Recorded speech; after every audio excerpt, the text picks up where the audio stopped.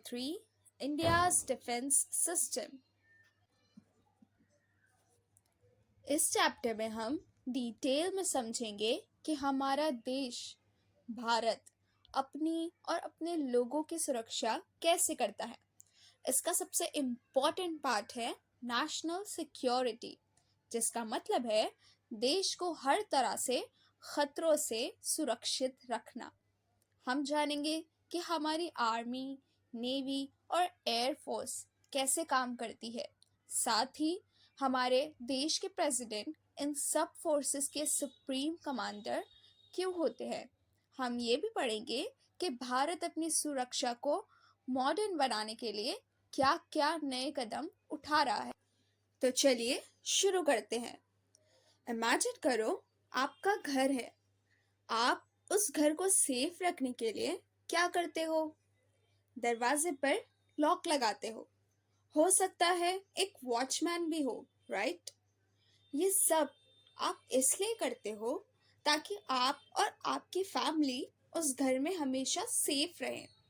एक देश भी बिल्कुल एक घर की तरह होता है और उस देश को सेफ रखने के लिए जो सिस्टम होता है उसे नेशनल सिक्योरिटी कहते हैं। हर देश, जैसा कि हमारा भारत, एक डिफेंस सिस्टम बनाता है।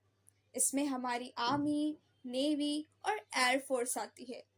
इनका मेन काम है देश को बाहर के खतरों से बचाना।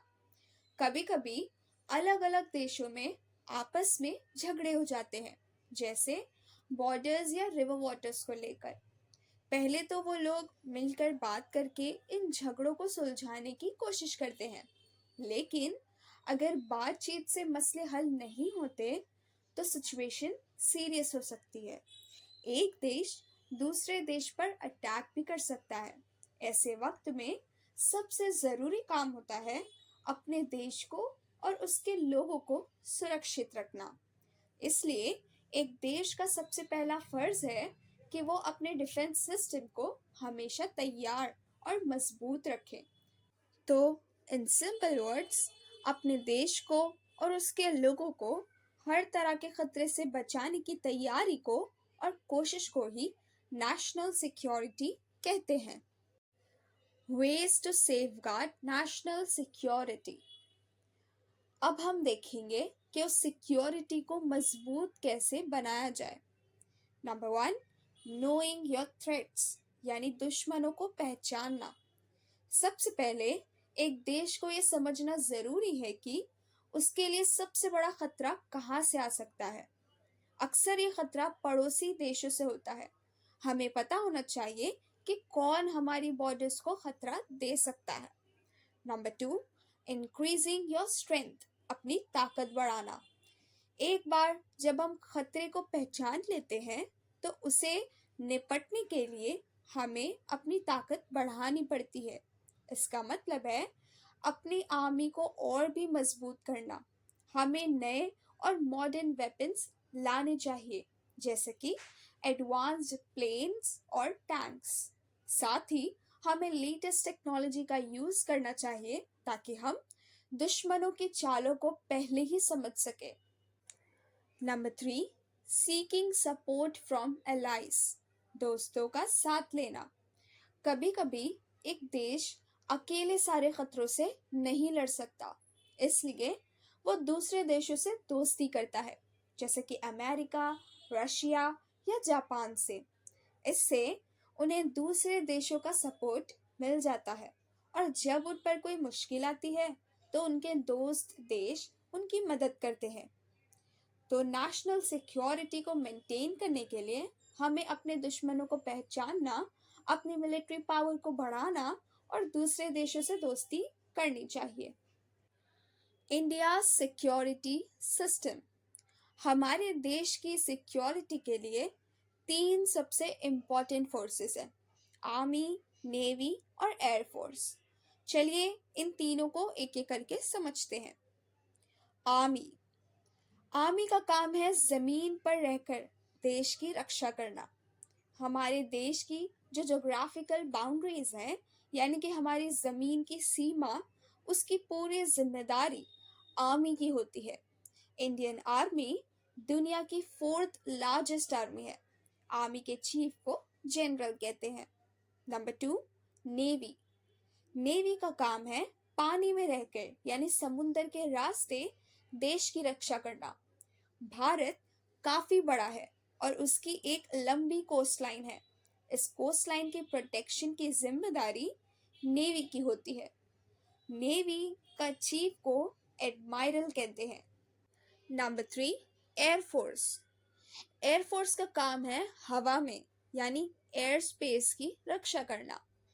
अगर कोई भी दुश्मन देश हवा के रास्ते हम पर अटैक करने की कोशिश करता है तो एयरफोर्स उन्हें रोकने का काम करती है।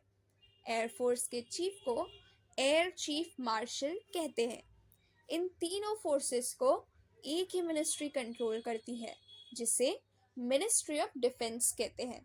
तो इन तीनों फोर्सेस आर्मी, नेवी और एयरफोर्स को मिलाकर ही इंडिया सिक्योरिटी सिस्टम बनता है जो हमें हर खतरे से बचाता है। Role of president in India security system. जैसे हमने पहले बात की, हमारी आर्मी, नेवी और एयरफोर्स है जो देश की सिक्योरिटी करते हैं। लेकिन इन सभी फोर्सेस को कौन कंट्रोल करता है? एक डेमोक्रेसी यानी जहां जनता राज करती है, वहां सिविल अथॉरिटी मिलिट्री अथॉरिटी से ऊपर होती है। इसका मतलब है कि मिलिट्री अपने आप कोई भी बड़ा डिसीजन नहीं ले सकती। तो यहाँ पर हमारे देश के प्रेसिडेंट का रोल आता है। प्रेसिडेंट सिविल अथॉरिटी को रिप्रेजेंट करता है यानी वो देश के सबसे बड़े लीडर हैं। उनके रिस्पॉन्सिबिलिटीज बहुत इम्पॉर्टेंट होती है। Number 1, appointments. आर्मी, नेवी और एयरफोर्स के जो चीफ्स होते हैं, general, admiral, air chief marshal, उन्हें प्रेसिडेंट ही अपॉइंट करते हैं। इससे ये क्लियर होता है कि सबसे ऊपर कौन है। Number 2, war and peace decisions. अगर देश को किसी दूसरे देश के साथ वॉर करना है या पीस बनानी है तो इसका फाइनल डिसीजन मिलिट्री खुद नहीं ले सकती। इसके लिए उन्हें प्रेसिडेंट की परमिशन लेना ज़रूरी होता है। इन सब रीजंस की वजह से प्रेसिडेंट ऑफ इंडिया को हमारे देश की सारी डिफेंस फोर्सेस का सुप्रीम कमांडर कहा जाता है। वो एक तरह से इन सभी फोर्सेस के हेड होते हैं। Steps taken to modernize the security system in India. जैसे हम अपने मोबाइल फ़ोन या कंप्यूटर को अपडेट करते हैं, वैसे ही एक देश को भी अपनी सिक्योरिटी सिस्टम को टाइम के साथ मॉडर्नाइज करना पड़ता है। इसके लिए इंडिया ने कई बड़े कदम उठाए हैं। Number 1, research and development. देश ने कई रिसर्च इंस्टीट्यूशंस बनाए हैं ताकि हम नई टेक्नोलॉजी और वेपन्स बना सकें। इसमें कुछ खास नाम हैं। DRDO, defence research and development organisation, ये नई डिफेंस टेक्नोलॉजीज पर काम करता है। ISRO, Indian space research organisation, ये स्पेस टेक्नोलॉजी पर काम करता है जो सिक्योरिटी के लिए भी ज़रूरी है। AEC, एटॉमिक एनर्जी कमीशन, ये एटॉमिक एनर्जी से रिलेटेड रिसर्च करता है जो न्यूक्लियर पावर के लिए इम्पॉर्टेंट है। Number 2, advanced weapons. हमने अपने देश में ही कई तरह की मॉडर्न मिसाइल्स डेवलप की है, जैसे कि पृथ्वी, अग्नि, आकाश, नाग और ब्रह्मोस। ये मिसाइल्स हमारे देश को और भी मजबूत बनाती है। Number 3, training institutions. सिर्फ मॉडर्न वेपन्स ही काफ़ी नहीं होते, उन्हें चलाने और यूज़ करने के लिए ट्रेन्ड लोग भी होने चाहिए। इसके लिए हमारे देश ने कई बड़े ट्रेनिंग सेंटर्स बनाए हैं, जैसे कि इंडियन मिलिट्री एकेडमी, देहरादून। यहाँ मिलिट्री ऑफिसर्स को ट्रेनिंग दी जाती है। नेशनल डिफेंस एकेडमी, NDA, यहाँ आर्मी, नेवी और एयरफोर्स तीनों के कैडेट्स को एक साथ ट्रेनिंग मिलती है। इन सब कदमों से भारत की सुरक्षा और भी मॉडर्न और पावरफुल हो रही है। स्टूडेंट्स, आर्मी, नेवी और एयर फोर्स के अलावा भी हमारे देश में कुछ और फोर्सेस हैं जो सिक्योरिटी में हेल्प करते हैं। इन्हें पैरामिलिट्री फोर्सेस कहते हैं। BSF, border security force, central reserve police force, CRPF और कोस्ट गार्ड इसके कुछ एग्जाम्पल्स हैं। ये न तो पूरी तरह से मिलिट्री है और ना ही पूरी तरह से सिविल फोर्सेस। इनका मेन काम हमारी डिफेंस फोर्सेस की हेल्प करना है। ये रेलवे स्टेशन, ऑयल डिपोज और वाटर रिजर्व्स जैसी इंपॉर्टेंट जगह की सुरक्षा करते हैं। साथ ही शांति के समय में ये देश की इंटरनेशनल बॉर्डर्स की भी सुरक्षा करते हैं। जब देश में कोई डिजास्टर आता है, जैसे फ्लड या अर्थक्वेक, तो ये फोर्सेस लोगों की हेल्प करने में भी एक इम्पॉर्टेंट रोल प्ले करती हैं। तो in simple words, paramilitary forces एक तरह से हमारी डिफेंस फोर्सेस के हेल्पर्स हैं जो कई तरह के ज़रूरी काम करते हैं। इनके अलावा भी दो और ऐसी ऑर्गेनाइजेशंस हैं जो देश की सुरक्षा और उसके लोगों को सपोर्ट करते हैं। Number one, national cadet corps, NCC. ये स्टूडेंट्स के लिए है। एनसीसी को स्कूल और कॉलेज के स्टूडेंट्स में डिसिप्लिन और मिलिट्री ट्रेनिंग देने के लिए बनाया गया है। Number two, home guards. ये फोर्स देश की आज़ादी से पहले बनाई गई थी ताकि वो देश की सुरक्षा में हेल्प कर सके। 20 से 35 ईयर का कोई भी सिटीजन इसमें शामिल हो सकता है। जब स्ट्राइक्स या राइट्स होते हैं तब ये पब्लिक सिक्योरिटी मेंटेन करते हैं। ज़रूरी चीज़ें जैसे मिल्क और पानी पहुंचाते हैं, ट्रैफिक कंट्रोल करते हैं और नेचुरल डिजास्टर्स के वक्त लोगों की मदद करते हैं। तो इन सब फोर्सेस का एक ही मकसद है, भारत को सुरक्षित रखना। Challenges to India's security. हमारा देश बहुत बड़ा है और इसकी सुरक्षा को कई तरफ से खतरा है। नंबर वन, पड़ोसी देशों से खतरा। सबसे पहला खतरा हमें हमारे पड़ोसी देशों से है, जैसे पाकिस्तान और चाइना। हमारा पाकिस्तान के साथ कश्मीर इशू को लेकर नदी के पानी के बंटवारे यानी रिवर वाटर शेयरिंग और बॉर्डर पर घुसपैठ इन्फिल्ट्रेशंस को लेकर हमेशा झगड़ा रहता है। चाइना चाइना के साथ हमारा 1962 में वॉर हो चुका है। चाइना अपने आप को अपने पड़ोसी देशों से बड़ा दिखाने की कोशिश कर रहा है। इंडिया और चाइना के बीच बॉर्डर को लेकर भी डिस्प्यूट है। Number two, internal threat. सिर्फ बाहर से ही नहीं बल्कि देश के अंदर भी सुरक्षा को खतरा है, जैसे religion, regionalism, several rebellious movements based on ideology, race, ethnicity, and economic inequality are creating instability. For example, the Naxalite movement. Terrorism. Terrorism आज इंडिया की इंटरनल सिक्योरिटी के लिए सबसे बड़ी चुनौती है। अब ये एक ग्लोबल प्रॉब्लम बन चुका है। स्टूडेंट्स, नेशनल सिक्योरिटी सिर्फ देश की सीमाओं की सुरक्षा नहीं है, बल्कि देश के अंदर रहने वाले लोगों की भी सुरक्षा है। इस कंसेप्ट को ह्यूमन सिक्योरिटी कहते हैं। ह्यूमन सिक्योरिटी का मतलब है कि हर इंसान को हर तरह के खतरों से बचाया जाना चाहिए।